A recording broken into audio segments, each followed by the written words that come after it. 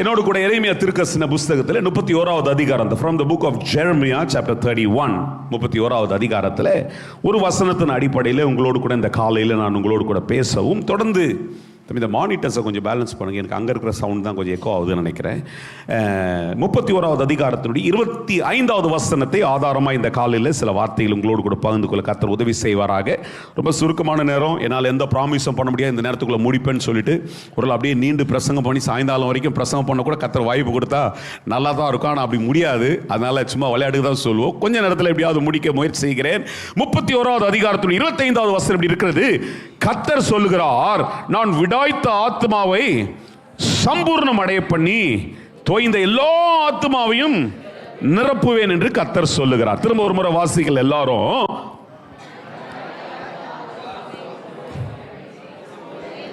எல்லா ஆத்மாவையும் நிரப்புவார். அல்லேலூயா. குறிப்பிட்டு ஒரு 2-3 காரியங்களை இந்த வசனத்தில் நீங்க பார்க்கும்போது உங்களுக்கு நிச்சயமாய் புரியும். ஒன்று, 2 விதமான காரியங்கள் மனுஷனுடைய வாழ்க்கையில் நடக்கிறது. ஒன்று விடாய்ப்பு, இன்னொன்று தோய்ந்து போகிறது. ஆமென். Probably the last 10 months, ஆமென், கடந்த 10 மாதங்களில் பல காரியங்கள் நமக்கு நடந்திருக்கிறது. இது எதை குறிக்கிறது என்றால் ஆத்மாவை குறிக்கிறது.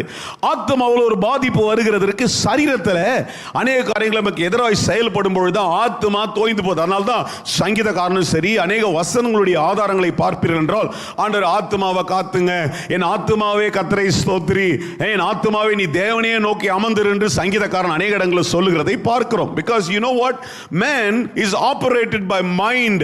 Amen. Man is operated by physical being, but all these are controlled by the soul. Amen. இது எல்லாவற்றிலும் ஆத்மா பலன் உள்ளதா இருந்துச்சுன்னா சரீரம் எவ்வளவு சோர்வா இருந்தாலும் நாம பிரஸ் பண்ணி போயிட்டே தான் இருப்போம். ஏனென்றால் நம்முடைய ஆத்மா நிறைவாய், என் ஆத்மா தான் கம்பீரித்து பாடுது, ஆத்மா தான் தேவனோடு கூட களி கூர்ந்து கொண்டே இருக்கிறது. அதனால்தான் இந்த 11ஆம் மாதத்தில் ஆண்டவர் எனக்கு பல காரியங்களுடைய சிந்தனையில் இருந்திருந்தாலும், ஆனால் இந்த மாதத்தை துவங்கும் பொழுது நான் ஜெபத்தில் தேவ பிரசன்னத்தில் உட்கார்ந்திருக்கும், ஆனால் திரும்ப இந்த வார்த்தையை கொண்டு வந்தார். அல்லேலூயா. அதில் 2 வார்த்தைகளை திரும்ப பார்க்கிறோம். சம்பூர்ணம், இன்னொன்று கர்த்தர் நிரப்ப வல்லவராய் இருக்கிறார். ஆமென். நல்ல சம்பூர்ணமாகி கர்த்தர் உங்களை நிறைவாய் மாற்ற எல்லா காரியங்களையும் ஏதுவாய் செய்கிறதற்கு தேவன் வல்லவராய் இருக்கிறார். அல்லேலூயா. ஆனால் தான் 3 யோவானில் இப்படி வாசிக்கிறீங்க இல்லையா? 3 யோவான் 1ஆம் அதிகாரம் 2ஆம் வசனம். ஆமென். நிறைய பேருக்கு இது மனப்பாடமாக தெரிந்திருக்கும். ஆனால் ஒருவேளை இருப்பிடத்தை சொல்லும்போது டக்குன்னு ஞாபகம் வராது. ஆமென். ஆத்மா வாழ்கிறத போல நீ என்ன பண்ணி எல்லாவற்றிலும். ஆமா, யோவான் சொல்றாரு, 3 யோவான் 1ஆம் அதிகாரம் 2ஆம் வசனத்தில் வாசிக்கினா சொல்றாரு, let your soul richly live. ஆமென். ஆத்மா, ஆமா, ஆத்மா வாழணும். ஆமென். ஆத்மா ஒரு கிறிஸ்தவனுக்கு, விசுவாசிக்கு, தேவ பிள்ளைக்கு, இயேசுவை அறிந்தவர்களுக்கு, ஆமென், ஒரு இந்த வெளிப்பாடு எப்பொழுது இருக்கணும்? ஆமென். என் சரீரபூர்வமாய் நான் வாழுகிறதை காட்டிலும் நான் எதில் என்ன பண்றேன்? ஜீவித்து கொண்டிருக்கிறேன். என் ஆத்மாவனால சர்வைவ் பண்றேன். Today the most important part of the body, ஆமென், சரீரத்தில் இருக்கிற முக்கியமான ஒரு பகுதி இருதயம்ன்றாங்க இல்லையா? அப்போ அந்த இருதயத்தில் எதனா ஒன்றா அதுதான் வந்த உடனே பயம் வந்தது எல்லாருக்கும். ஐயோ ஒரு மாதிரி இருக்குது, அப்படி பண்ணுது, இப்படி பண்ணுது அப்படின்னு சொல்லி நிறைய நேரங்களில் நமக்கு ஒரு, அப்போ அது சரீர பிரகாரமாக உலக மனுஷனுக்கு வருகிற ஒரு சிந்தனை. ஆனால் எல்லா விசுவாசிக்கும் நமக்குள்ள வர வேண்டிய ஒரு இது என்ன தெரியுமா? என் ஆத்மா கர்த்தருக்கு நேராக எப்படி இருந்து கொண்டிருக்கிறது? என் ஆத்மா ஆண்டவருக்குள்ள வாழ்ந்து கொண்டிருக்கும் என்றால் நான் எல்லாவற்றிலும் சுகமாய் ஜெயமாய் இருப்பேன். உலகத்தில் தாக்கங்கள் இருக்கும். There are several reasons that I just researched. வேதத்தின் அடிப்படையில் ஆராய்ச்சி பண்ணி பார்த்தீங்கன்னா பாருங்க, மனுஷனுடைய போராட்டங்கள், ஆமென், அநேக நேரங்களில் நம்மளை சோர்வாக்குது. அது மாத்திரம் இல்லை, சில நேரங்களில் பாவமே நம்மளை பின்மாற்றத்தில் கொண்டு வந்து ஆத்மாவில் நாம் ஆண்டவரை தேட முடியாதபடிக்கு நம்மை பின்தங்கி விடுகிறது இல்லை? இப்படி அநேக காரியங்கள் இருந்தாலும் நான் கூர்ந்து ஏன் இன்றைக்கு ஆத்மாவில் போராட்டம் வருதுன்னு அப்படி அதை எல்லாத்தையும் சம்மரைஸ் பண்ணி 3 காரியங்களை கொண்டு வந்தால் ஆத்மாவுக்குள்ள ஏன் விடாய்ப்பு, ஆத்மாவுக்குள்ள ஏன் இன்னைக்கு சோர்வு, தோய்ந்து போகிறது வருகிறது என்றால் 3. ஒன்று வரிஸ், என்னதுங்க? ஒன்று போராட்டங்கள், வரி இல்லையா? அதனால தான் சொல்றாரு, வருத்தப்பட்டு பாரம் சுமக்கிறவர். இது எப்பவுமே நம்ம சுவிசேஷ வசனமா மாற்றி எங்கேயோ தெருவில் போய் சொல்லி வருத்தப்பட்டு பாரம் சுமக்கிறவர்களே. இன்னைக்கு நிறைய விசுவாசிகள் வருத்தத்தோடு இருக்கிறாங்க. எத்தனை பேரோடு இருக்கிறீங்க? இது எங்க இது நிறைய வசனங்கள் நம்மளே டெர்மினாலஜி பண்ணிட்டோம். இதெல்லாம் எங்க தெரியுமா பேசுவோம்? ஒரு தெருவில் போயிட்டு பயங்கரமான ஒரு வேற ஒரு மதமாக இருக்கிறது இல்லை, எங்கேயோ வருத்தப்பட்டு பாரம் சுமக்கிறவர்கள் நீங்கள் எல்லாரும் என்ன பண்ணுங்க? சொல்லுங்களேன், தெரியாதவங்க நான் உங்களுக்கு இது இன்னைக்கு இங்க பேசுறேன். 1ஆம் தேதி காலையில ஒன்னு ஆத்துமா தோய்ந்து போகிறது, ஆத்துமா சோர்வடைகிறது. எதற்கா என்றால் வருத்தத்து நிமித்தமாய் இன்னைக்கு ஆத்துமா தோய்ந்து போய் சோர்வடைகிறது. சொல்லுங்க, ஒண்ணு என்னதுங்க? வருத்தம், வரிஸ். ரெண்டாவது வெயிட்டிங். ரெண்டாவது என்னதுங்க? ஒரு 3 W கொடுக்குறேன். ஒன்னு என்னதுங்க? வரிஸ், வருத்தம். ரெண்டாவது என்ன தெரியுமா? அநேக நாள் காத்திருப்பு. நீதிமொழிகள் 13 அதிகாரம் 12வது வசனம் என்ன சொல்லுங்க? அநேக ரொம்ப நாள் காத்திருக்கிறது இலக்க பண்ணிடுது. அட போடா, கத்தராவது இது அது ஜோம் அது பாஸ்டர் 1ஆம் தேதி வந்து 10 மாசம் முடிஞ்சிச்சு, இப்போ வந்து மாத்திரம் நடக்க போகுது. நடக்கிறது தான் நடக்கும். நம்மளே இப்படி வந்துடுறோம் ஒரு கன்க்ளூஷன், நடக்கிறது தான் நடக்கும். ஏன்னா காத்திருப்பு ஆத்மா என்ன பண்ணுது? சொல்லுங்களேன், எல்லாம் சத்தமா பேசணும். ஆத்மா ரொம்ப நாள் காத்திருப்பு. சொல்லுங்க. ரெண்டாவது வெயிட்டிங். சொல்லுங்க, வெயிட்டிங். ஆமா.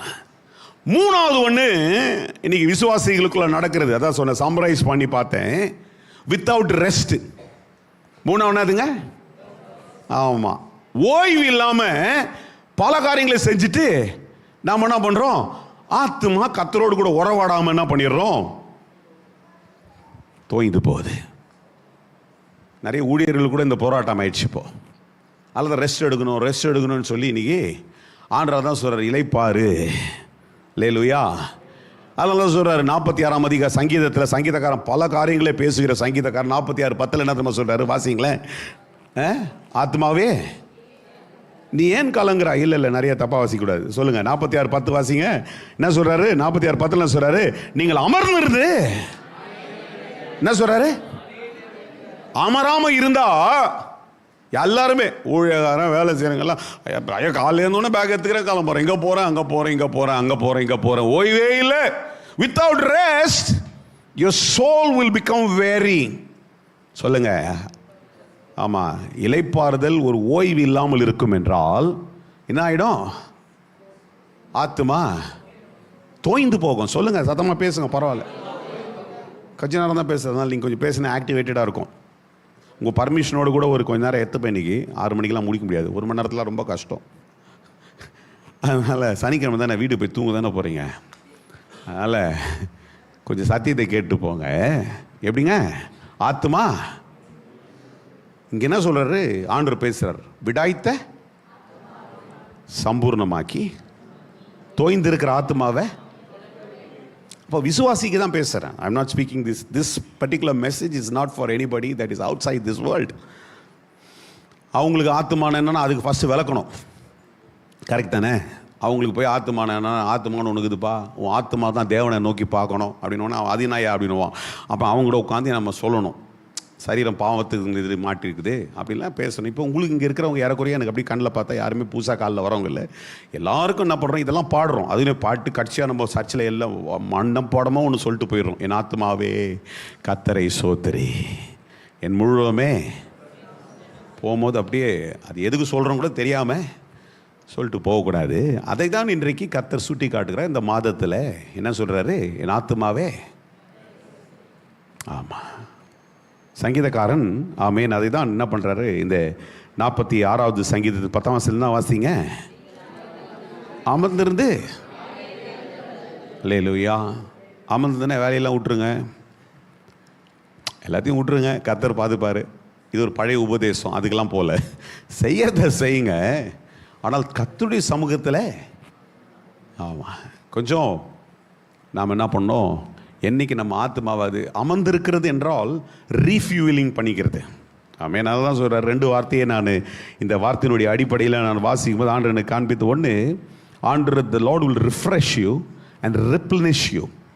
ஆமேன். 2 விஷயங்களே இந்த மாதத்தில் ஆண்டவர் சொல்கிறாரு. இது கடைசி மாதங்கள் எவ்வளோக்கெவ்வளோ நம்மளை சார்ஜ் பண்ணிக்கிறோமோ, ஆமேன், நவம்பரில் எவ்வளோக்கெவ்வளோ நம்ம சார்ஜ் பண்ணிக்கிறோமோ அவ்வளோக்கெவ்வளோ வரும் நாட்களில் ஆமேன் எவ்வளோ ஆயுசை கர்த்தர் தருகிறார் அவ்வளோ நாட்களுக்கு கம்பீரமாய் ஓடிக்கொண்டே இருக்க கர்த்தர் உதவி செய்கிறார். நான் சொன்ன இந்த 3 காரியங்களும் நம்முடைய கண்ட்ரோலில் கொண்டு வர முடியும்.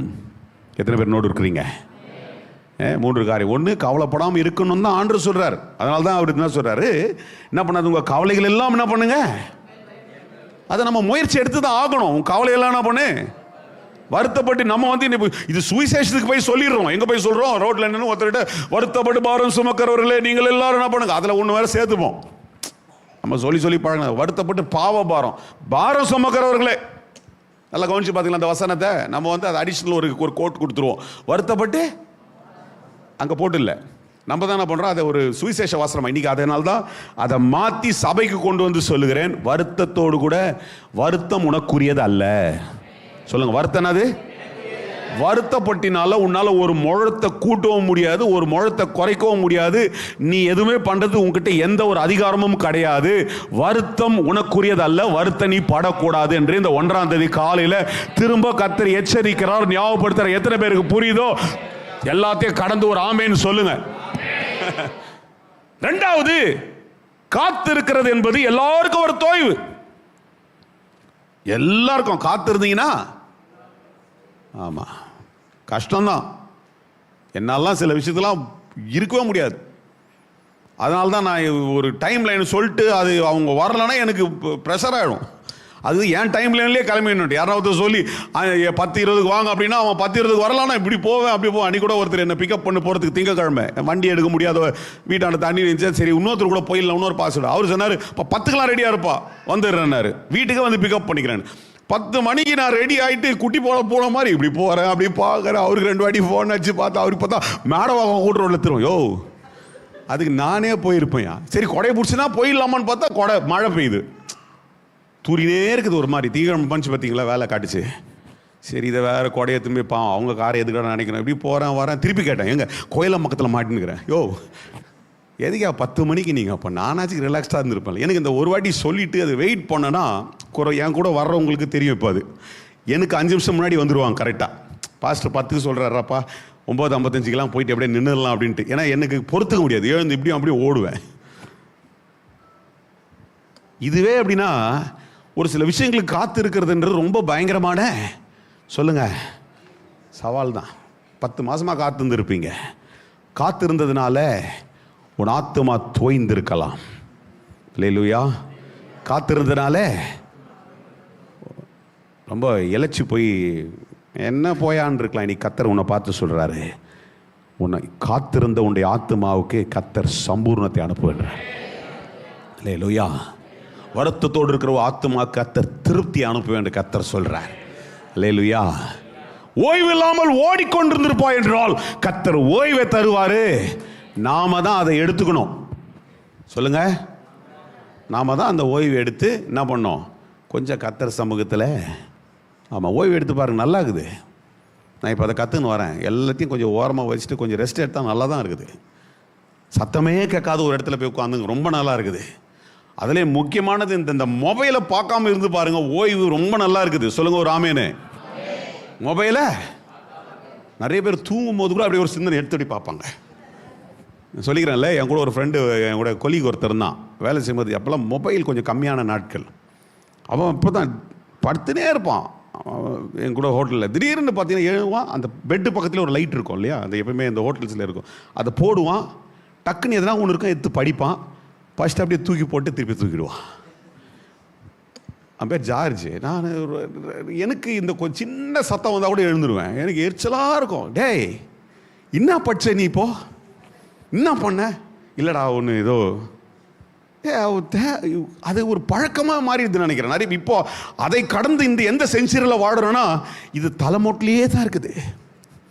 எப்போ எழுந்தாலும் நீ திடீர்னு அப்படி பூச்சிட்டு அதை லைட் அடிச்சா கூட போதும், சைலண்டில் வச்சிருந்து லைட் அடிச்சு. என்னது ஆக்சுவலி நான் ஃபுல்லாக என் ஃபோனை இங்கே நிற்கும் போது ஆஃப் பண்ணுறேன். வெறும் அந்த ஃபாட் ரெஃபரன்ஸ்க்காக தான் வச்சுருக்குது. நான் இந்த உள்ளுக்குள்ளே வரும்போது எல்லாத்தையும் ஆஃப் பண்ணிடுது. ஆஃப்லைனில் போய்ட்டு நீங்கள் அடிச்சு கூட பாருங்களேன், வேணவே வேணாம். அல்லேலூயா. அப்போ நிறைய நேரத்தில் ஓய்வே இல்லாமல் சிந்தனை பல காரியங்களை யோசித்து கொண்டே இருக்கிறது. கர்த்தர் சொல்கிறார், அதனால தான் உன் ஆத்துமா என்ன பண்ணியிருக்குது, தோய்ந்து போயிருக்கிறது. சொல்லுங்க, தோய்ந்து போயிருக்கிறது.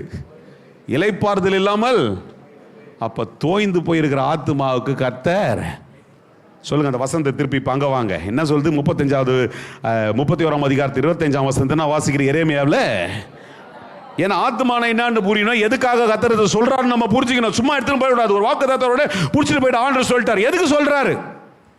காத்திருக்கிற உன்னை ரொம்ப நாள் காத்திருக்க விட மாட்டார்.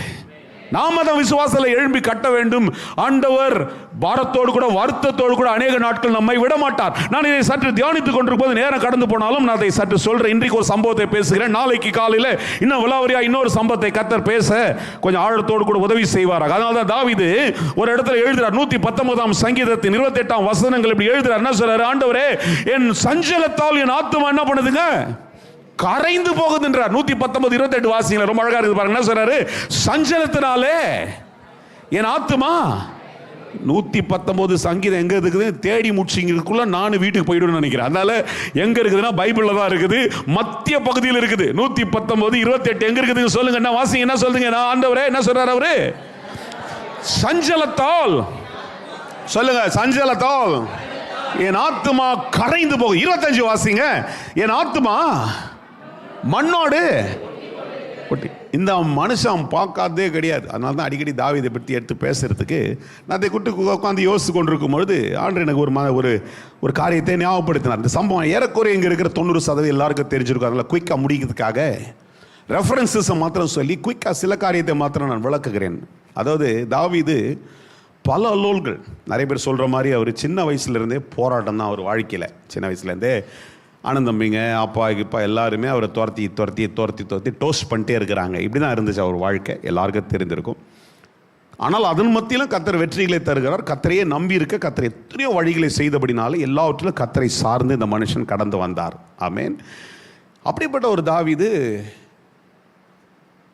கர்த்தர் சொன்ன வாக்குத்தத்தத்தை பெற்றுக்கொள்கிறதற்கு முன்பாக கடைசி துரத்தல் சொந்த மாமனார், அந்த காலத்தில் அன்றைக்கு ராஜாவாக இருந்த சவுலினாலே துரத்தப்பட்டு கொண்டே இருக்கிறார். எத்தனை பேருக்கு இது வரைக்கும் தெரியும்? அப்படியே தூங்கினே பார்க்குறீங்க, எப்படா முடிப்பீங்கன்னு ஒரு மாதிரி. நைட்டு என்ன தண்ணி தானே குஷ்டப்படுத்தீங்க, வேறு எதுவும் இல்லைல்ல? ஒரு ஆமேன்னு சொல்லுங்க. விட்டா போதும் போய் படுத்துலான்ற மாதிரியே இருக்கிறீங்க. விட்டா விட மாட்டேன், சொல்ல வேண்டியதை சொல்லி தான் விட்டு அனுப்புவேன். ஆமேன். எல்லாம் கையை தூக்கி சொல்லுங்க ஒரு ஆமேன். நல்லவர். கையை தூக்கும் போது கொஞ்சம் அப்படியே ஆக்டிவேட் ஆகுதான், பிளட்டெல்லாம் சர்க்குலேட் ஆகுதான். நீ சைக்காலஜி இல்லை மாத்திரம் இல்லை, ஃபிசிக்கல் ஆராய்ச்சி பண்ணவங்க சொல்கிறாங்க. அதனால் ஒரு ஆமேன்னு சொல்லும்போது கையை தூக்கிங்க. ஆமேன். சரி, இப்போ கவனிங்க. இந்த மனுஷன் இவ்வளோ பாதிப்புக்குள்ளாய் கடந்து வந்த இந்த மனுஷன் ஓடி ஓடி ஓடி ஓடி ஓடி கடைசியில் ஒரு எல்லைக்கு வந்துட்டு சொல்கிறாரு, எப்பா வாக்குத்தத்தை நிறைவேறதோ இல்லையோ அதை பற்றிலாம் கவலை இல்லை, நான் போச்சா போதும், எனக்கு எப்படியோ என் பொண்டாட்டி பிள்ளைங்க வேறு ஆயிடுச்சு. எனக்கு நிறைய பேருக்கு எப்படி ஆகிடும் தெரியுங்களா? எப்படி ஆகிடுது? எப்படியாவது நம்மளை காப்பாற்றிக்கினா போதும், பொண்டாட்டி பிள்ளையாவது வாக்குத்தத்தமாகுதுன்ட்டு என்ன பண்ணுறோம்? ஓடி ஓடி ஓடி ஓடி 1 சாமுவேலில் போயிட்டு 27ஆம் அதிகாரத்தில் திருப்பாதீங்க, அப்படியே வச்சுங்க மனசில் எழுதிங்க வேணாம். சிக்லாகுன்ற ஒரு ஊருக்கு போயிட்டார். எங்கே போயிட்டாருங்க? சிக்லாகுன்ற ஒரு ஊருக்கு போயிட்டார். பிளேஸ் ஆஃப் டெஸ்டிங்னு சொல்லுது இங்கிலீஷில். அது சிக்லாக் என்றால் தான் கர்த்தர் பரிசோதிக்கிற இடம். இவருக்கு தெரியாமல் அங்கே போயிட்டார். எங்கே போயிட்டாரு? சிக்லாகில் போய் உட்காந்துன்னு. இவர் எதுக்கு போனார்ன்ற ரீசன் சொல்கிறேன் கேளுங்க, தெரியாதவர்களுக்காக சொல்கிறேன், தெரிஞ்சா சந்தோஷம். எதுக்கு போனார்னா, சவுல் இங்கே துரத்திட்டு வரமாட்டான். மாமனார் என்ன பண்ண மாட்டாருங்க? ஏனென்றால் இது பெலிஸ்தியருடைய பட்டணம். இந்த ஆளுக்கு ஒரு பயம் என்ன தெரியுங்களா? பெலிஸ்தியனாவே இவருக்கு பயம். இவர் அப்போதுலேருந்தே அவனை பார்த்தா பயந்து இருப்பார். ஆனால் இவர் என்ன பண்ணா, டெக்னிக்காக ஒரு பிளானை போட்டு தாவீது என்ன சொன்னாரப்பா, இவன் எங்கே போனாலும் நம்மளை துரத்தினுக்கிறார். அதனால பெலிஸ்திய பட்டணத்துக்குள்ளே போயிட்டா அது நமக்கு செக்யூர்ட் ஆகிடும். கர்த்தர் சொன்னாருன்ட்டு இல்லை, நல்லா கவனிங்க. என்ன சொல்லுங்க. நானும் உட்காந்து நேற்று ராத்திரி சரி 2-3 வாட்டி அதை படிச்சுன்னுக்கிறேன். 29, 30 2 நாள் ஜபத்துக்கு போயிருந்தேன். 28, 29, 30 ஜபத்துக்கு போயிருந்தேன். ஜபத்துக்கு போகும்போது உட்காந்து படித்தேன். இதை ஆண்டவர் காமிக்கும் போது எங்கேயாவது கர்த்தர் சொல்லியிருப்பாரா? போக சொல்லி இல்லை. இவரா ஓடுறார் ஒரு டயர்டில் ஓடி போய் எங்கே உட்காந்துட்டார்? இப்போ சொல்லுங்க, ஜிக்லாகில் போய் உட்காந்துட்டார். இந்த பேர் கேட்காதவங்களாம் சொல்லுங்க, என்னதுங்க?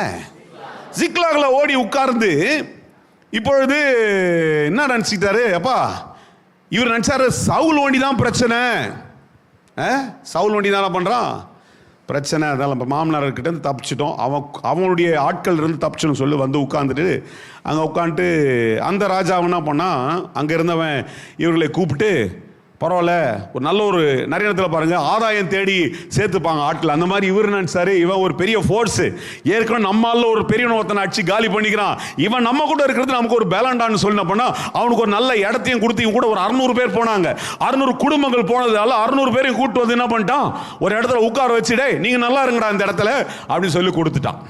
இது வரைக்கும் சம்பவத்தை சொல்லிவிட்டேன். இங்கே இருக்கும்போது இவர் நினச்சினாரு நம்ம ஜிக்லாக்குள்ளே போனாவே நல்லா இருக்கும், நமக்கு இது ஓய்வு அப்படின்ட்டு. அது அங்கதான் ஒரு பெரிய பரீட்சை அவருக்காய் காத்து இருக்கிறது. ஒரு நாள் இவங்க எல்லாரும் விட்டுட்டு வீட்டில் இருக்கிறவங்கள விட்டு ஆண்கள் சிலரோ இல்லை அவரோட சார்ந்த சிலர் மாத்திரம் எடுத்துட்டு ஒரு இடத்துக்கு போயிட்டு வரணும்னு போயிட்டான்னு வச்சுங்க. போயிட்டு வர்றதுக்குள்ள எல்லாத்தையும் அடிச்சு காலி பண்ணி அதம் பண்ணி ஒன்றும் இல்லாமல் ஆயிடுச்சு. ஆமென். சில நேரங்களே இது வழியா நமக்கு எல்லாம் நல்லா நடக்கும், இது வழியா அமைதல் வரும், இது வழியா நம்ம காரியங்கள் தப்பிச்சு வந்துடலாம். நிறைய பேர் பண்ணுவாங்க பார்த்தீங்களா? ஒரு லோன் அடைக்கிறதுக்கு 10 லோன் வாங்குவாங்க. அந்த 10 லோன் அடைக்கிறதுக்கு திருப்பி ஒரு லோன் வாங்குவாங்க. ஏன்னா அந்த பேங்க்ல 4%, இவனுங்கெல்லாம் 7%. இப்படி நிறைய பிளானை நாமளே சில நேரத்தில் செய்வோம். எத்தனை பேர் நோடு இருக்கிறீங்க? ஹலோ, இப்படிதான் இவரும் கத்தரையும் கேட்கல, யாரையும் கேட்கல. அவர் பாட்டு போனாரு, சிக்லாக்கில் உட்காந்தார். அவர் நினைச்சாரு ஒரே எதிரி எனக்கு சவுல் மாத்திரம் தான்ட்டு. கத்தர் அந்த இடத்துல அவரை பரிசோதித்து பார்க்கிறதுக்கு உன் ஆத்மா எவ்வளோ ஸ்ட்ராங்கா இருக்குது சொல்லுங்க. அநேக நேரங்களில் நம்முடைய ஆத்மா எவ்வளோ ஸ்ட்ராங்கா இருக்குதுன்னு கத்தர் என்ன பண்ணுவாரு?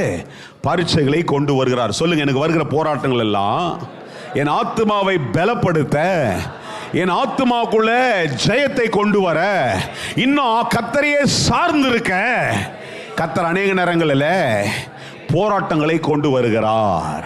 அநேக நேரம் காத்திருக்க வைக்கிறார். கத்தரை சார்ந்து இருக்கிறதை கத்தர் கற்றுக் கொடுக்கிறார். அப்படிதான் இந்த மனுஷனுக்கு ஓடி வந்தார், எல்லாம் முடிச்சாரு. இப்பொழுது வந்து பார்க்கிறாரு. 4வது வசனத்தில் வாசிக்கிறோம். 1 சாமுவேல் 30ஆம் அதிகாரம் 4ஆம் வசனம் இப்படி சொல்லுது. தாவீதும் அவனோடு இருந்த ஜனங்களும் அழுகிறதற்கு தங்களில் பலம் இல்லாமல் போக மட்டும் என்ன பண்ணாங்க? ஒருத்தன் அழுகுறான் அப்படின்னா ஆல்மோஸ்ட் லாஸ்ட் எவ்ரிதிங் மாதிரி தான் ஆயிடுச்சு இல்லை? சந்தோஷம் அழுது வேற. இப்போ என்ன அழுகுறான்? அட போடா, எப்படி அழுதுருப்பான்னு தெரியாது. நானா ஒரு கற்பனையெல்லாம் சொல்ல விரும்பல. யோசித்து பார்த்த எப்படி அழுதுருப்பான்? பலனே இல்லாத மட்டும் அழுதுருப்பான் என்றால் நிச்சயமாக ஒரு பெரிய தோய்வு அவனுக்குள்ள ஒரு பின்தங்கல் இருந்தபடினாலே ஆத்மாவில இருந்து அழுதான். சொல்லுங்க, எப்படி அழுதான்? இது வரைக்கும் உங்களுக்கு சம்பவத்தை சொல்லிவிட்டேன். ஆனால் சுருக்கமாக இன்றைக்கு முடிக்கிறதுக்காக இந்த சூழ்நிலையில ஆமென் அவன் அதை ஜெயமாய் மேற்கொண்டு வருகிறதற்கு ஆமென் அவன் செய்த முதல் காரியத்தை தான் இந்த காலையில் அவன் கத்தர் உன் ஆத்மாவில் பலப்படுகிறதற்கு, நீ இன்னும் தொடர்ந்து ஜெயமாய் கடந்து போகிறதற்கு ஒரு 3 காரியங்களை சுருக்கமாக இதே பகுதியிலிருந்து சொல்லி முடிச்சிடறேன் பாருங்க. இப்படிப்பட்ட சூழ்நிலை நடுவில் 6ஆம் வசனத்தில் வாசிக்கிறோம். தாவீது மிகவும் நெருக்கப்பட்டான். சகல ஜனங்களும் தங்கள் குமாரத்தின் நிமித்தம் என்ன பண்ணாங்க? அதாவது அவங்களுக்கு சொந்த பிரச்சனை ஆயிடுச்சு. உன்னை நம்பி வந்தேன், இப்போ வந்தா என் குடும்பத்தை இழக்கிற அளவுக்கு நீ உன் குடும்பத்தை காப்பாற்றுறதுக்காக இங்கே வந்த. இப்படிதான் பேசுவாங்க. நல்லா கவனிச்சுங்க, நம்மளை சுற்றி இருக்கிறவங்க இப்படி தான் பேசுவாங்க. நீ உனக்காகவே என்ன பண்ணுறேன்னு நினச்சி வந்த, இப்போ நான் என்னையே இழந்து எனக்கு உள்ளது எல்லாம் போயிடுச்சு. அப்படிதான் பேசுறாங்க. தங்கள் குமார நிமித்தம் என்ன பண்ணாங்க? மனக்லேசத்தினாலே அவனை கல்லெறிய வேண்டும் என்று என்ன பண்ணாங்களாம்? சொல்லுங்க, சொல்லி கொண்டார்கள். ஆமென். ஆனால் தாவீதுக்கு இப்பொழுது என்ன வந்துச்சுன்னா ஒரு விழிப்பு வந்துடுச்சு. சொல்லுங்க, அதுல ரொம்ப அழகா போட்டிருக்கிறது. தாவீது தன் தேவனாகிய கர்த்தருக்குள் தன்னை என்ன பண்ணா? அல்லேலூயா. முதலாவது உன் ஆத்துமா பலப்படும்படிக்கு you should stand up. ஆமென். ஒரு சூழ்நிலை நடுவில், ஒரு காரியத்தின் நடுவில் உன் ஆத்மாவை தோய பண்ணுகிறதற்கு பல காரியங்கள் நடந்திருந்தாலும் ஒன்னதான் ஒவ்வொரு நாளும் நீ அதன் தோய்வு நடுவில் சொல்ல வேண்டியது என்ன தெரியுமா? இல்ல, ஆண்டவர் இதில் என்ன விட மாட்டாரு. அப்படி எப்பொழுதெல்லாம் சொல்றியோ அப்பொழுதெல்லாம் உன் ஆத்மாவுக்குள்ள பலனை நீ அடைந்து கொண்டே இருப்பா. யார் என் கூட இருக்கிறீங்க? முடிக்க போற என்னோட சொல்லுங்க. ஆத்மாவில் பலனை அனுப்புகிறதற்கு நீ தான் எழுந்திருக்க வேண்டும். பிரசங்கம் இருக்கும், பாட்டு இருக்கும், சபை இருக்கும், தீர்க்க தரிசனங்கள் இருக்கும், யூடியூப் இருக்கும், ஷார்ட்ஸ் இருக்கும், எல்லாம் வரும். ஆனா நாம தான் என்ன பண்ணணும்? சொல்லுங்க, நமக்குள்ளவே சொல்லிக் கொள்ளணும். சொல்லுங்க, I am empowered within me. நான் எனக்குள்ளே ஒரு பலன் இருக்கிறது. தாவீதுக்குள்ள அந்த பலன் இருந்துச்சு. அந்த பலன் நிமித்தமாய் மாமனரை விட்டு கொடுக்கிறோம், மன்னிக்கிறோம், தொடர்ந்து ஓடுறோம். எல்லா காரியத்தையும் செய்தவனுக்கு தோய்வு பின்னாடி வரும்பொழுது இப்பொழுது ஒரு விழிப்பு வந்த உடனே சொல்றான், I cannot sit father. இதுக்கு மேல நான் உட்காரக்கூடாது, இதுல நான் எழுந்து நிற்கணும். இந்த மாதத்துல இந்த துவக்கத்தில் உங்களை பார்த்து சொல்றேன், எவ்வளவு பெரிய பின்னடைவு நடுவில் இருந்தாலும் சரி, நீங்கள் இயேசுவின் நாமத்துல அந்த சோர்வின் மத்தியில எழுந்து நிற்கிற பட்சத்துல உங்கள் ஆத்துமா பலன் அடையும். கைகளை தட்டி இல்ல ஆண்டவருக்கு ஒரு ஸ்தோத்திரத்தை உங்களோட வாயினால் அறிக்கையிட்டு சொல்லுங்க, எவ்வளவு பெரிய பின்னடைவு இருந்தாலும் சரி. However the situation is. நம்ம ஆளுங்க சொல்லுவாங்க, அவருக்கு என்ன பிரச்சனை, அதை விட எந்த பயங்கரமான பிரச்சனை இருந்துட்டு போட்டோம், அதை விட இருக்கட்டும் பரவாயில்ல. ஆனால் அது நடுவில் கர்த்தர் ஒரு அறிவுரையை கொடுக்குறார், ஒரு புத்திமதி தர்றார். என்ன தெரியுமா? அது நடுவில் இந்த மனுஷன் இந்த மாதிரி நீ நில்லுன்றார். Hallelujah. If you can rise. எனக்கு அதுதான், அதனால அதில் நிறைய வார்த்தை எடுத்து எனக்கு இந்த வார்த்தை தான் ஆண்டவர் சொல்றாரு பாருங்க. அதன் நடுவில் தாவீது தன் தேவனாகிய கர்த்தருக்குள்ள என்ன பண்ணிட்டான்? he stood up. எழுந்துட்டான், சொல்லிட்டான் ரைட். கூட நம்பி வந்தானுங்க 600 பேர், எல்லாரும் நம்மள காலி பண்றதுக்கு பிளான் பண்றானுங்க. இவங்கிட்ட தப்பிக்கலாம்னு பார்த்தா 600 பேர் ஆக்ஷன் முடிச்சுடுவாங்க நம்மள. பெலிஸ்தியன் நமக்கு மேல காண்டாயிட்டான், எல்லாம் இருக்குது. ஆனால் கர்த்தர் என்னை விடவே மாட்டார், கர்த்தர் என்னை திடப்படுத்துவார், கர்த்தர் இதிலிருந்து எனக்கு ஜெயத்தை தருவார். சொல்லுங்க, கர்த்தர் என்னை ஜெயத்தை தருவார். முதலாவது ஒரு விசுவாசி தேட வேண்டியது, செய்ய வேண்டியது, ஆத்துமா தோய்ந்து போகாமல் காத்து கொள்ள வேண்டும். ஆத்துமா தோய்ந்திருக்க சோர்ந்து போயிருக்கும் என்றால் அதற்குள்ளே நீ முன்னோக்கி போக வேண்டும் என்றால் என்றைக்கு நீ எழுந்து நிற்கிறாயோ அன்றைக்கு ஜெயத்தோடு கூட கடந்து வந்துடுவேன். அவன் எழுந்தது மாத்திரமல்ல, நேரம் கடந்து போது அடுத்த விஷயத்தை சொல்லிடுறேன். 10வது வருஷம் 8வது வருஷத்துல தாவீது கர்த்தரை நோக்கி, சொல்லுங்க, முதலாவது எழுந்தான், he stood up. Second, he seeked God. ரெண்டாவது என்னதுங்க? கர்த்தரை தேடுகிறான். யாரை தேடுறான்? இப்ப எல்லாரையும் கூப்பிட்டுப்பா நான் மன்னிச்சிருங்கடா, சரி பின்னா செய்யணும் சொல்லுங்கடான்னு அவனுக்கு யாரையும் கேட்கல. நிறைய நேரத்தில் நம்ம பண்ற தப்பு அதுதான். கர்த்தரை தேடுறதுக்கு பதில் என்ன பண்றோம்? சரிப்பா காம்ப்ரமைஸ் பண்ணிக்கலாம், வாங்க எல்லாம் உட்காரலாம், அச்சிடாதீங்கடா டே, எல்லாம் நான் அச்சு போட்டுறாதீங்கடா. இப்போ சரி என்ன தான் பண்ணலாம் நீங்கள் சொல்லுங்க. இப்போ அவன் என்ன சொல்லியிருப்பானுங்க? எதையாவது ஒன்று சொல்லியிருப்பானுங்க, தப்பா எதனா சொல்லியிருப்பானுங்க. ஆனா யாருடைய ஆலோசனைக்கு போகாமல் கடந்த மாதங்களோடு கூட சொன்னேன், நம்முடைய தேவன் ஆச்சரியமான ஆலோசனை தருகிற தேவனாய் இருக்கிறார். கடைசி வார்த்தை கூட உங்களிடத்தை சொன்னேன், ஆலோசனை நீங்க கர்த்தரிடத்துல போனீங்கன்னா அவருடைய ஆலோசனையை போல வேற ஆலோசனை காய திறந்து சொல்லுங்க. இந்த காலையில அறிக்கையிடுங்க, அவருடைய ஆலோசனை ஆச்சரியமா இருக்கும். இந்த பொண்ணு சொல்றா, ஜெமிமா, இந்த கிரிக்கெட்டில் சொன்ன இல்லையா, பயத்திலே அந்த anxiety, I was going through lot of anxiety. அதில் ஒன்று தான் கத்துறேன்ட்டு சொன்னார், உன் யுத்தத்தை நான் பார்த்துக்கிறேன், நீ சும்மா இரு. லேலூயா. அப்படி தான் இருக்கும் ஆலோசனை. கத்தர் சொன்னாரா 6 அடிப்பேன், எல்லா ஓவர்லையும் 6 அடிப்பேன்னு சொன்னாரா? அப்படிலாம் சொல்ல, அப்படி சொல்ல அவ அப்படி தானே வந்துருக்கணும் ஆலோசனை. பாருமா, இவங்க வந்து போடுவாங்க, அந்த மெக்ரத்து போடுவா, 2-3 பேர் ஞாபகத்தெல்லாம் சொல்கிறேன், அந்த மெக்ரத்து போடுவா, அதில் பாரு அந்த 4வது பால் நீ 6 அடிப்பேன், அப்படி ஆலோசனை கொடுத்தாரு. அப்படிலாம் சொல்ல. ஆண்டவர் சொன்னாரு, கம்பனரு உனக்கு விரோதமாக ஒரு யுத்தம் நடந்துக்குது, அதுக்கு தான் இந்த வழியை நான் திறந்துருக்கிறேன், இதுல நீ சும்மா இருந்து நீ என்ன மாத்திரம் நம்பிட்டே நீ ஜெயமா. எத்தனை பேர் என்னோடு கூட இருக்கிறீங்க? யார் என்னோடு கூட இருந்து சொல்வீங்க? அப்படிப்பட்ட நல்ல ஆலோசனையை கர்த்தர் அமைதலாய் தருகிற தேவனாய் இருக்கிறார். தாவீது கர்த்தரை நோக்கி பார்க்கறான். என்ன சொல்றான் தெரியுமா? முதல்ல சூழ்நிலையிலிருந்து அவன் எழுந்தான். அதுதான் முதல்ல அவன் ஆத்துமாக்குள்ளே என்ன வச்சுன்னா அப்படியே உள்ளுக்குள்ள அடைச்சிருந்துச்சு. பார்த்தீங்களா? அது அப்படியே வெளியில போயிருச்சு. எழுந்த பொழுது என்ன பண்ணிச்சு? உள்ளுக்குள்ள அடைச்சிருந்தது வெளியில போயிருச்சு. இப்போ ஆண்டவருடைய சுவாசம் உள்ளுக்குள்ள வந்துடுச்சு. நம்பிக்கை உள்ளுக்குள்ள வந்து எத்தனை பேர் என்னோடு கூட இருக்கிறீங்க? அல்லேலூயா. ரெண்டாவது அவன் என்ன பண்றான்? he seeked God. சொல்லுங்க, கர்த்தரை, நான் கர்த்தரை தேடினேன். 62ஆம் சங்கீதத்தில் சொல்றாரு. எதுக்கிட்ட பேசுறாருன்னா சூழ்நிலை கிட்ட பேசல. முதல் வசனம் சார், தேவனையே நோக்கி அமர்ந்துரு, அவராலே. அப்படியே தெரியாத மாதிரி தூங்குறீங்களா? தெரியாம இருக்குதா அந்த வசனம்? தெரிஞ்சுங்க இந்த வசனத்தை, ரொம்ப நல்ல வசனம். தாவீதுக்கு மாத்திரம் அவர் எழுதிக்கல, அவர் அனுபவத்தின் மூலமா எழுதினதை இன்னைக்கு நாம தைரியமா சொல்லணும். சூழ்நிலை நடுவில் என்ன செய்யணும்? 62ஆம் சங்கீதத்தின் முதல் வசனத்தை சொல்றாரு, என் ஆத்துமாவே தேவனையே நோக்கி அமர்ந்துரு. 5வது வசனத்துலாம் வாசினா சொல்லுவாரு, அவராலே உனக்கு, அவரால் தான் வரும், கர்த்தரால வரும். அதை எதுக்கிட்ட பேசுறான்? எல்லாட்டையும் ஓடி போய் பொண்டாட்டிக்கிட்ட அவங்க கிட்ட பிள்ளைங்கிட்ட பேசுறதுக்கு முன்னாடி எதுக்கிட்ட பேசுறான்? ஆத்துமாட்ட சொல்றா, தேவனையே நோக்கி. அல்லேலூயா. அந்த தாவீது தான் இந்த சூழ்நிலை இதெல்லாம் அவன் செஞ்சான். ஜிக்லாக்ல ஒருவேளை ஜெபம் பண்ணியிருப்பானு தெரியல, அவ்வளோ பெரிய ஜெபம் எழுதப்படலை. ஆண்டவரே உங்கள் ஆலோசனை இல்லாமல் ஒருவேளை ஜவுலுக்காக பயந்து வந்தேன், வந்த இடத்துல இப்படிலாம் பிரச்சனை ஆயிடுச்சு, எல்லாம் தூக்கி போட்டுறேன், இப்போ உங்களையே பார்க்குறேன், இப்போ நீங்கள் சொல்லுங்க ஆண்டவரே நான் என்ன செய்யணும். அல்லேலூயா. நீங்கள் சொல்லுங்க நானே. ரைட். அப்போ நம்பர் 1 என்னதுங்க? ஆமாம், இந்த மாதத்தில் எழுந்துருங்க. அல்லேலூயா. 2வது கர்த்தரை தேடுங்க. அதுதான் இந்த மாத்திரம். எனக்கு இன்னொரு வாக்குத்தத்தை என் சிந்தனைகளுக்குள்ள ஓடி இருந்துச்சு, அதை கொஞ்சம் கம்பைன் பண்ணிக்கிறேன். ஏசியா 35:3 வாசிக்கிறோம், தளர்ந்த கைகளை தள்ளாடுகிற முழங்கால்களை பலப்படுத்துங்க. 2 விஷயம் அதை தான் எனக்கு மைண்டில் இருந்துச்சுன்னு நினைக்கிறேன். கர்த்தர் அதை ரொம்ப அழகாக கஸ்டமைஸ் பண்ணி இதை தான் பேச சொன்னார். 28ஆம் தேதி நான் உட்காந்து ஜபத்தில் சொன்னேன், இதை பேசு, ஆத்மாவுக்குள்ளே பலனை அனுப்புகிறேன். ஆத்மா பலன் ஆயிடுச்சுன்னா இந்த ஜனங்களை சாதிக்கிறவர்களாய் மாற்றி விடுவேன். இல்லையா? அதனால தான் சீஷர்கள்லாம் பாருங்கள், ஆத்மா தோய்ந்து போயிருந்தால வலையை தூக்கணும், அதை பண்ண இதை பண்ண சொன்னேன். போங்கடா, போயிட்டு மேல் வீட்டில் எல்லாரும் உட்காந்து ஜோம் பண்ணுடா, உன்னதத்திலிருந்து வர்ற பலனில் நிரப்பப்படுற வரைக்கும் போய் ஜோம் பண்ணுடா, போங்கடா. அதுக்கப்புறம் பாருடா என்னை விட பலமான கிரிகளை நீங்கள் செய்வீங்கன்னாரு. எல்லாரும் கேள்விப்பட்டு போயிட்டு என்ன பண்ணா, கையை தூக்கினா, முட்டையை போட்டு ஜோம் பண்ணா, திரும்ப வெளில வரும்போது பார்த்தீங்கன்னா ஒருத்தன் பிரசங்கம் பண்ணுறான், 3000 பேர் ரட்சிக்கப்படுறானுங்க. ஹிஸ்ட்ரி ஒன்றும் மாற்றுறதுக்கு ஒன்றும் யாருமே எழுந்துக்கல.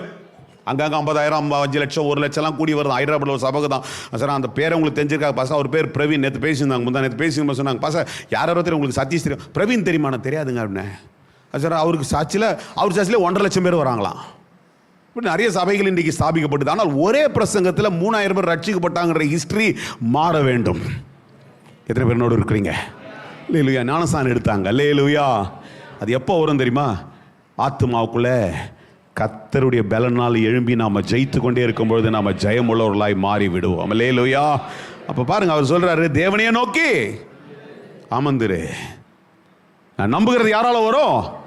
அதனால தான் தளர்ந்து போச்சா கையை சொல்றாரு, கையை தூக்கிடு. எங்க தூக்கிடு சொல்லுங்க? தளர்ந்த கைகளை பலப்படுத்தி தள்ளாடுகிற முழங்கால்களை என்ன பண்ணுங்க? ஆமா, திடப்படுத்துவார், பலப்படுத்துவார். சொல்லுங்க, திடப்படுத்துவார், பலப்படுத்துவார். The Lord will make you steady and strong. சொல்லுங்க, ஸ்டடியா இருக்கும், ஸ்ட்ராங்கா இருக்கணும்னா கையை தூக்கின்னு போய் நின்றுட்டு முட்டியை போட்டு அவர்கிட்ட, ஆண்டவரே எல்லாத்தையும் நீங்க பாத்துக்கன்னு சொல்லிட்டீங்கன்னா கர்த்தர் எல்லாவற்றையும் ஜெயமாய் மாற்றி போடும். யாரெல்லாம் என்னோடு கூட இருக்கிறீங்க? அல்லேலூயா. 3வது ஒன்றை சொல்லி முடிக்கிறேன். பாருங்க, இதெல்லாம் நடந்து கொண்டிருக்கிறது. சம்பவங்கள் அதிகமாக எனக்கு வாசிக்க நேரம் இல்லை, அதனால நான் சொல்லிடுறேன். 10லேருந்து 16 வரைக்கும் வாசித்தீங்கன்னா கூட 600 பேர் புறப்பட்டு வந்தவங்க 400 ஆகிறான், 400லேருந்து 200 பேராக மாறிட்டான். கொஞ்சம் கொஞ்சமாக வந்துட்டோடனே எல்லா பிரச்சனையும் வர தொடங்குது. இப்போ ஏதாவது இவங்க என்ன சொல்லி மோட்டிவேட் பண்ணி கூப்பிட்டு வந்தாலாம் எழுதில்லை. ஆண்டு சொல்லிட்டார், நீ போ, அந்த தண்டை தொடரு, நீ அதை பற்றி கொள்வா, போ, உனக்கு ஜெயத்தை தான் தருவேன்னு சொல்லிட்டார். இவன் அதை சொல்லி என்ன பிரசங்கம் பண்ணி என்ன கன்வின்ஸ் பண்ணி கூட இருக்கிற ஆட்கள்லாம் பண்ணாதில்ல. வந்தானுங்க, புறப்பட்டு வந்தோம். முதல் வசனத்திலே வாசிக்கிற கொஞ்சமாக குறைச்சி ஆற்றை கடக்க முடியாமல் 400 பேர் ஆனாங்க. 400 பேர் கூட வந்தவன் இப்போ 200 ஆச்சு. அதுக்கப்புறம் எவ்வளோ பேர்லாம் வந்தாங்கன்னு தெரியாது. அங்கே போகிறான், ஒருத்தனை பார்க்குறான், எல்லாம் வருது. ஆனால் ஒன்னே ஒன்று தான், the word that God wants me to just tell you is like he was steadfast. Amen. அவன் என்ன பண்றான்? கர்த்தர் சொல்லிட்டாரு, கூட என்ன இருந்தாலும் இல்லாக்கிட்டையும் பரவாயில்ல, கர்த்தர் சொல்லிட்டாருன்ற ஆமென் விட்டு கொடுக்காம திட நம்பிக்கையோடு கூட பின்தொடர்ந்து கொண்டே இருந்தான். அதனால தான் சொல்லுது, வசனம் சொல்லுது, ஒன்று விடாமல் எல்லாவற்றையும் மீட்டு கொண்டான். அல்லேலூயா. 3 காரியங்களை சொல்லி முடிச்சிடுறேன். 1 என்னதுங்க? என்ன புசு புசுன்றீங்க? சொல்லுங்க. உட்காந்துனே இருந்தீங்கன்னா இந்த மாதமாக உட்காந்துட்டு டிசம்பர் வருவீங்க. ஆட போயா, உட்காராதீங்க. சூழ்நிலை நடுவில் எழுந்து நில்லுங்க. அல்லேலூயா. சூழ்நிலையில் உட்கார்ந்தீங்கன்னா உங்கள் ஆத்மா தோய்ந்து தான் போகும். சூழ்நிலையில் உட்கார்ந்து கொண்டிருந்தீங்கன்னா பலவீனப்பட்டு கொண்டே இருப்பீர்கள். சூழ்நிலையில் கைகளை தூக்குங்க, முழங்கால் படிட்டு இயேசுவின் சமூகத்தில் எழுந்து நின்று, ஆண்டவரே என்னை விட்டு கொடுக்காதவர் என்னை விட்டு கொடுக்கவே மாட்டீங்க, இதுவரை விட்டு கொடுக்கலன்னு சொல்லி கர்த்தருடைய சமூகத்தில் எழும்பி நின்று அவரையே தேடிக்கொண்டிருங்கள். அவரை தேடுங்க. அவரை தேடினால் அவர் ஒரு நாளும் உங்களை விடவே மாட்டார். தேடுகிறவர்கள் ஒரு நாளும் விட்டு கொடுக்காதீங்க. சொல்லுங்க. தேடுறவனை ரொம்ப விட்டு கொடுக்கிறதுக்கு பல காரியங்கள் வந்து கொண்டே தான் இருக்கும். அல்லேலூயா. தேடுறவங்களை கர்த்தர் என்ன பண்ண சொல்ல மாட்டாரு? விட்டு கொடுக்காம பார்க்குறான். எல்லாரும் ஒருத்தனா கலந்துக்கிறான். பல காரியங்களை அவன் கேட்குறான், அங்கே கேட்குறான், இதை கேட்குறான். நீங்கள் வாசித்து 10 16 வரை வாசித்து பாருங்க. ஆனால் அவன் விட்டு கொடுக்காமல் அவன் ஆண்டவர் சொல்லிட்டார் என்று பின் தொடர்ந்து கொண்டே இருந்தபடினாலதான் கர்த்தர் ஒன்று விடாதபடிக்கு எல்லாவற்றையும் மீட்டு கொண்டான். ஆத்துமா தோய்ந்து போகாதபடிக்கு ஜெயமாய் மாறுகிறதை கர்த்தர் உதவி செய்தார். ஹல்லேலூயா. இருக்கிற இடத்துல எல்லாம் கண்ணில் மூடி நாம ஜெபம் பண்ணலாம். போதும், இது போதும், இது உள்ளுக்குள்ள வச்சுங்க. கர்த்தர் சொல்றாரு, என்ன சொல்றாருங்க இந்த மாசத்துல, என்ன சொல்றாரு சொல்லுங்க? விடாய்த்த ஆத்துமாவுக்கு சம்பூர்ணம், தோய்ந்த ஆத்துமாவுக்கு சொல்லுங்க, தோய்ந்த ஆத்துமாவை நிரப்பிடுவார். சொல்லுங்க, விடாய்த்த ஆத்துமாக்கு. if you are tired, if you are tested, if you are feeling that you are tired and tested, the Lord says, I will bring a refreshment into you, that I will replenish you. விடாய்த்த ஆத்துமாவை நான் சம்பூர்ணமாக்குவேன், தோய்ந்திருக்கிற ஆத்துமாவை நான் நிரப்புவேன் என்று கர்த்தர் சொல்லிக்கொண்ட ஒரே ஒரு ஜெபம் பண்ணிட்டே இருங்க. ஆன்லைன் வியூவர்ஸ்க்காக ஒரு காரியத்தை சொல்லிட்டு வந்துடுறேன். எல்லாரும் ஜெபம் பண்ணிட்டே இருங்க. எல்லாரும் ஜெபிங்க, எல்லாரும் ஜெபம் பண்ணுங்க, எல்லாரும் ஜெபிங்க. அப்படியே கர்த்தருடைய சமூகத்தை ஜெபம் பண்ணுங்க. கொஞ்சம் நேரம் ஓடிடுச்சு தான், பரவாயில்ல, மன்னிச்சிருங்க. நல்லா ஜெபம் பண்ணுங்க, நல்லா ஜெபிச்சு சொல்லுங்க, ஆண்டவரே இந்த காலையில், ஆண்டவரே இந்த 1ஆம் தேதி காலையில் சூழ்நிலைகள் தோய்வுகள் என்னை உண்டாக்கி கொண்டே இருக்கலாம், கர்த்தர் எனக்கு எல்லாவற்றையும் ஜெயமாய் மாற்றுவார். இந்த மாதத்தில் கர்த்தர் உங்களை பார்த்து சொல்லும்படிக்கு சொல்றேன்னு தெரியுமா? விடாய்த்த ஆத்துமாவை சம்பூர்ணமாக்குவேன், தோய்ந்து போயிருக்கிற ஆத்துமாக்கள் ஒரு நிரப்புதலை கொண்டு வந்து நான் திருப்தி ஆக்குவேன்னு கர்த்தர் சொல்றார். You know what? Sometimes why this soul gets so affected is because there's a lot of things that happens in your mind. உன் சிந்தனைகளுக்குள்ளே பலவிதமான வருத்தங்கள், தோய்வுகள், பின்தங்கள் இருக்கிறதுனால தான் இன்றைக்கு விடாய்ப்பும் அப்படின்றால் tiredness and you feel that you are given up. சோரம் போகிற அளவுக்கு உன் காரியங்கள் மாறிக்கொண்டே இருக்கிறதே இன்றைக்கு அநேக நேரங்களில் சந்தித்து கொண்டே இருக்கிறோம். அதனால தான் ஆண்டவர் சொல்றாரு, அந்த விடாய்த்த ஆத்துமாவை நான் சம்பூர்ணமாக்கி தோய்ந்து போயிருக்கிற ஆத்துமாவை நான் திருப்தி ஆக்குவேன். தாவீதை குறித்து இந்த காலையில் ஆண்டவர் பேசும்படி கேவனப்படினாலும் சொன்னேன். சிக்லாக்ன்ற பட்டணத்தில் போய் நின்று அவன் தோய்ந்து போயிட்டான், சோர்ந்துட்டான், அழுகிறதற்கு பலன் இல்லாத மட்டும் அழுதான் என்று வசனம் சொல்லுகிறது. அப்படிப்பட்ட மனுஷன் ஒன்றை தான் செய்கிறான். சொல்ற இந்த சூழ்நிலையை உட்கார்ந்து கொண்டிருந்தான் நான் ஜெயத்தை பார்க்க முடியாது. ஆத்மா இன்னும் செத்து ஒன்னெல்லாம் ஆயிடும். என் ஆத்மாவை பலப்படுத்தும்படி கர்த்தருக்கு முன்பாக எழுந்து இந்த சூழ்நிலை நிற்பேன் என்றான். When you rise up, when you stand up, the Lord will give you the strength. கர்த்தர் உன்னை பலப்படுத்துவார். அது மாத்திரமல்ல, கர்த்தரை தேடுங்க சூழ்நிலை நடுவில். In spite of whatever challenges that is just sulking you, உன்னை போட்டு சப்ரஸ் பண்றது மத்தியில் எழுந்து கர்த்தர் பார்த்துப்பார். கர்த்தாவே நான் இதில் என்ன செய்யணும்னு தேடுங்க. அது மாத்திரமல்ல, விட்டு கொடுக்காமல் தொடர்ந்து ஓடிக்கொண்டே இருந்தான். கர்த்தர் எதெல்லாம் இழந்தானோ அந்த பகுதியில் வாசிங்கன்னா எல்லாவற்றையும் திரும்ப மீட்டு கொண்டான். அப்படியே கர்த்தர் உங்களுக்கு எல்லாவற்றையும் மீட்டுக் கொள்ளுகிற கிருபையை தருவார். எல்லாவற்றையும் மீட்டுக் கொள்ளுகிறீர்கள் என்று ஆண்டவருடைய நாமத்தில் உங்களை பார்த்து சொல்றேன்.